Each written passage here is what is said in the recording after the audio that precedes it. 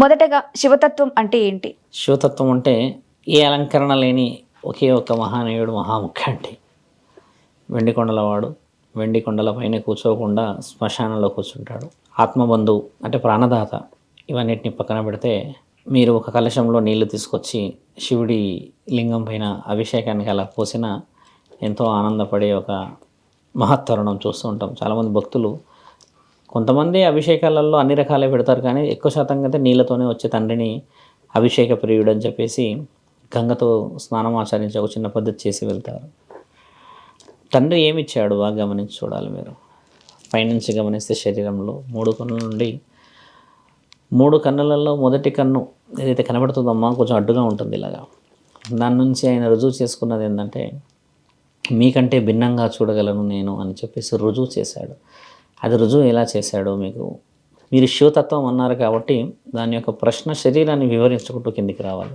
భూప్రపంచం మొత్తంలో బాగా గమనించండి, డబ్బులు బాగా సంపాదించడం ఒకటే మేజర్ ప్రయారిటీ. రెండో ప్రయారిటీ మానవాళ్ళు చేసేది శారీరకమైన సుఖం, అంటే శరీరానికి వెలిపిస్తారు. మద్యం ఉన్నవాడు అదే, మద్యం లేనివాడు అదే, పిచ్చోడు అదే, మంచోడు అదే, ఎడ్యుకేటెడ్ అదే, అన్ఎడ్యుకేటెడ్ అదే, అసలు లోకం గురించి తెలిసి తెలియకుండా ఉన్నవాడు కూడా అదే.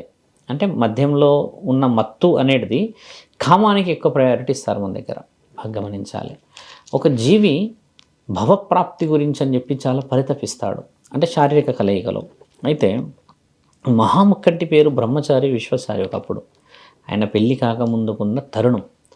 అయితే 6th సెన్స్ అనేది ప్రతి ఒక్కరి శరీరంలో ఉంటుందమ్మా. మనం సహజంగా మాట్లాడుతూ ఉంటాం కదా 6th సెన్స్ చెప్తుంది అని.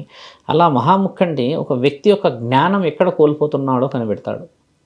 బాగా గమనించాలి. ఇప్పుడు నేను చెప్పిన విషయాలలో మనిషి విచక్షణారహితంగా ఎన్నో కోల్పోతాడు కదా ఈ విషయాల్లో. అలా కామానికి ఒక విలువ ఉన్నది, ఒక అర్థం ఉన్నది, కానీ మన వాళ్ళు అలా కాకుండా అర్థం పర్థం లేకుండా ఎన్నో విలువలు ఆ విషయంలోనే కోల్పోతాడు. ఒక అక్రమ సంబంధం అయినా చూడండి, ఒక ప్రేమ అయినా చూడండి, ఒక భార్యాభర్తల జీవితం అయినా చూడండి, ఆ విషయమే చాలా గోప్యమైనది. అది బయటపడిందంటే మాత్రం దానికి మనం బానిసలమే. ఇలా ఉన్న తరుణాన్ని పరమాత్ముడు ఎందుకు మానవ శరీరం ఈ విధంగా పోతుంది అంటే వీళ్ళ యొక్క ఆలోచన, అంటే జ్ఞానం. బాగా గమనించండి, నేను అన్నది శారీరక వ్యామోహం అన్నది జ్ఞానం అమ్మ. ఆ జ్ఞానాన్ని పరమాత్ముడు ఏం చేశాడంటే, మనం ఎప్పుడైనా చిత్రపటాలు చూడండి, యోగాహాసనాలలో శివుడు కూర్చున్నప్పుడు వెనక 9 గ్రహాలు ఉంటాయి, ఇలా చూసారా, అన్ని చక్రాలు.